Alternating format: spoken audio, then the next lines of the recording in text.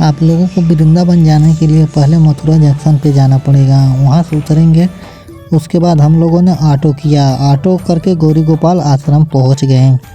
वहाँ पर गौ माता की सेवा की और अनुराधाचार्य महाराज जी से भी मिले। उसके बाद यहाँ पर गौरी गोपाल आश्रम में गौरी गोपाल निःशुल्क सेवा चिकित्सालय भी है, यहाँ पर आप फ्री में इलाज करा सकते हैं। उसके बाद हम लोगों ने भोजन के लिए प्रस्थान किया। यहाँ पर डेली 30,000 लोग खाना खाते हैं, जो कि 24 घंटा यहाँ पर सेवा उपलब्ध है। यहाँ पे हम लोगों ने भोजन किया। उसके बाद हम लोगों ने शाम को अनुराधाचार्य जी महाराज जी के गौरी गोपाल आश्रम में कथा सुना, जो कि शरीर के लिए बहुत ही आनंददायक था। यहाँ पे बहुत ज़्यादा भीड़ लगी थी। एक बूढ़ी दादी अम्मा थी, वो डांस करने लगी। यहाँ पे सभी लोग ही डांस कर रहे होते हैं, क्योंकि कृष्ण लला के प्यार में सभी लोग झूमने लगते हैं।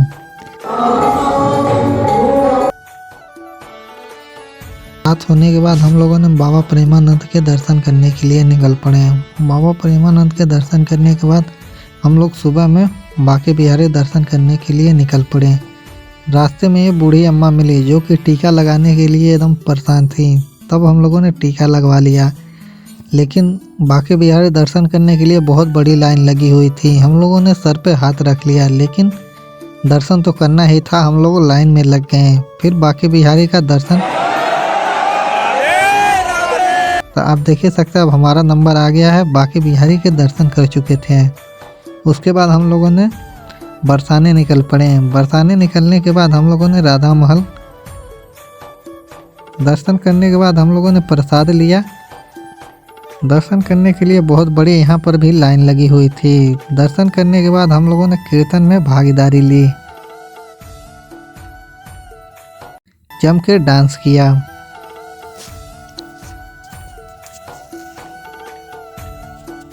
डांस वांस करने के बाद हम लोग फिर आ गए गौरी गोपाल आश्रम।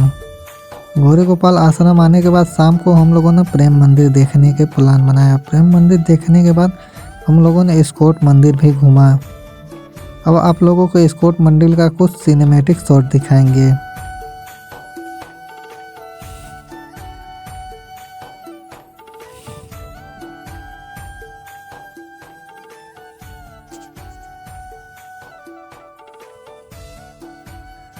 इस्कॉट मंदिर के दर्शन करने के बाद हम लोग रेलवे स्टेशन की ओर निकल पड़े।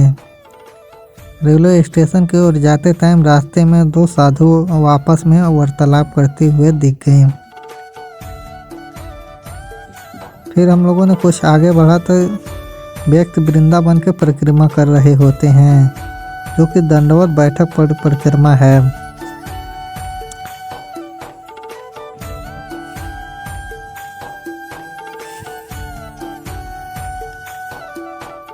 उसके बाद कुछ और आगे निकले तो आप देख सकते हैं एक बरगद के पेड़ पर 2 साधु बैठे हुए थे।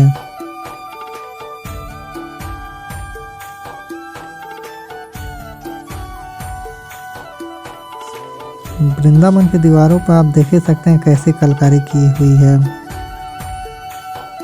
फिर वृंदावन के बालाजी महाराज जी के हम लोगों ने दर्शन किए। अंदर जाने के बाद हम लोगों को कुछ अजीब ही दिखा, क्योंकि यहाँ पर उतना भीड़ नहीं लगा था। अंदर विश्व के प्रथम हनुमान चालीसा स्तंभ पे लिखा हुआ था, जो कि हमें दिल में बहुत ही संतुष्टि मिली। इसके कुछ हम लोगों ने सिनेमैटिक शॉट लिया। उसके बाद हम लोगों ने आगे बढ़ गए। यह है रिसेप्शन की एरिया। और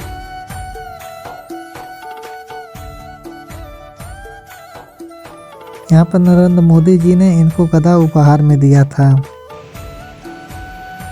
जो कि बहुत ही सुंदर है। फिर हम लोगों ने आगे बढ़ा और बजरंगबली के चरणों में शरण झुकाए। फिर हम लोगों ने आगे बढ़ गए, कांच मंदिर का दर्शन किया। कांच मंदिर के कुछ सिनेमैटिक शॉट लिए। यहाँ पर कुछ गुफाएं भी हैं, आप देख सकते हैं कुछ ऐसे किए गए हैं कलाकारी। अब इसके आप लोग को कुछ सिनेमैटिक शॉट दिखाएंगे और यहीं पर हम लोग एंड करेंगे, क्योंकि वीडियो बहुत ही लंबा हो जाएगा।